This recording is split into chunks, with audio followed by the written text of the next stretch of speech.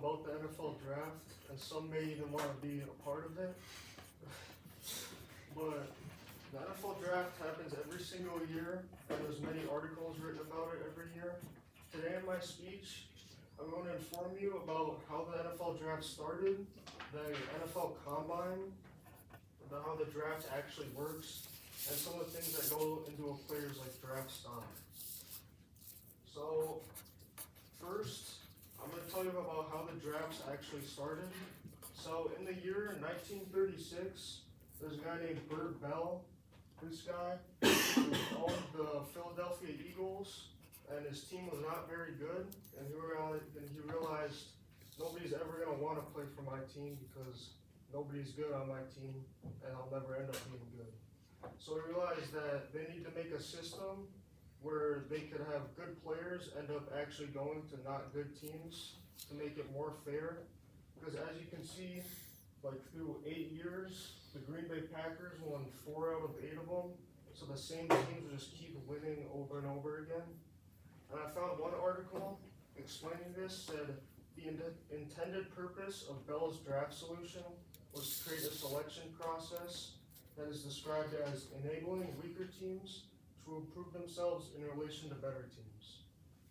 Now that I've talked about how it started, now I'm going to tell you about the NFL Combine.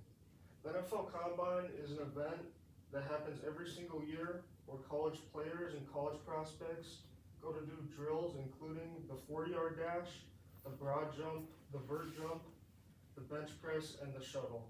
They also compete in skill position drills, like if you're a quarterback, you might throw the ball, if you're a receiver, you might catch it. Just things for their actual position. And some people say that the combine doesn't really matter to how well you perform in the NFL, but I found an article showing the statistics of it.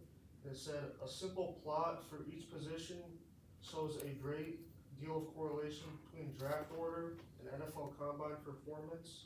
So it's pretty much just saying that you need to kind of be a good athlete to be drafted high, because nobody wants to draft someone who runs extremely slow and can't go anywhere. It also shows intangibles like height, weight, speed, arm length, and hand size. So I have a few examples up here of some heights and weights and how fast they run for their height and weight. 6'3", 220 and a 4'3", 940 is extremely well for that height and weight. But this guy's only 5'9", and he's the lightest player of all time. And he still only ran a 4.51, so it's not very great for him.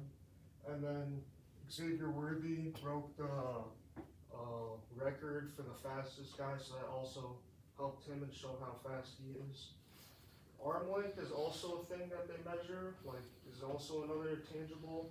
And it doesn't matter as much for certain positions, but if you want to be a tackle, arm length is actually a pretty big factor when it comes to being a tackle.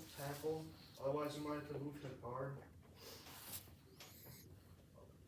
So the NFL draft, how it actually works is that it's a process over the entire season and the off season where scouts for the college football season, they'll go to colleges, they'll watch film on teams because they want to see what player will be the best for their team.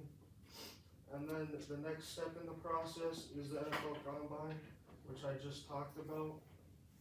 And then a couple months after that is the actual draft.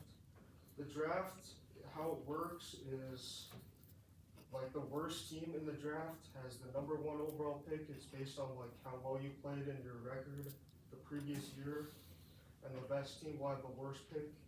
You can also trade for picks in it. So if the worst team does want to have the number 1 pick, they can trade for it if they really like a player or something. But it might cost a lot of different players on their team or future draft picks. The NFL the draft is also different from other sports. In basketball and baseball, you can just go to it right out of high school. But in the NFL draft, you can't do that. I found an article explaining this saying, though the rules of the NFL draft do not state a player must attend college, virtually all players play college football. And this is true for almost everybody in the NFL, but there are a couple exceptions like him. He played rugby in Australia before he was drafted, and he played college basketball before he was drafted. There's no rule actually stating that you have to play college football. The only rule is that you must be out of high school for 3 years. There's a lot of things that go into a player being drafted. Their draft stock, like height, weight, athleticism, arm length, positional value, and their criminal history. Legal trouble is a pretty big issue before the draft. A lot of players end up doing something really stupid. Like, he was smoking weed through a gas mask, and a video of that came out, and teams did not like that very much because they thought it's kind of immature.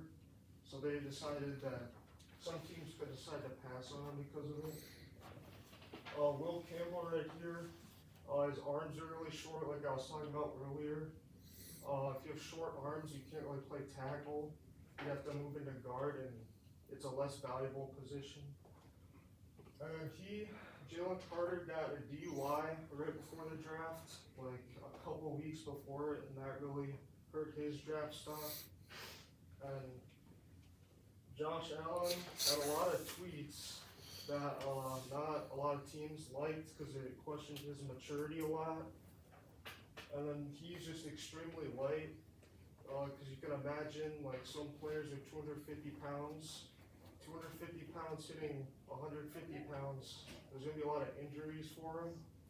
So not a lot of teams would like to draft him.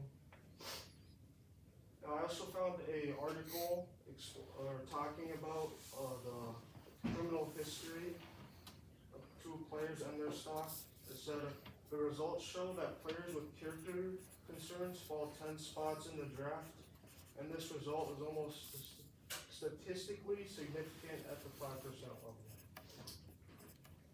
Now that I have told you about how the NFL draft started, the NFL Combine, how the NFL draft actually works, and some reasons some players might be drafted higher compared to lower, I hope you can appreciate the draft more and why it's significant to the NFL. Thank you for listening to my speech.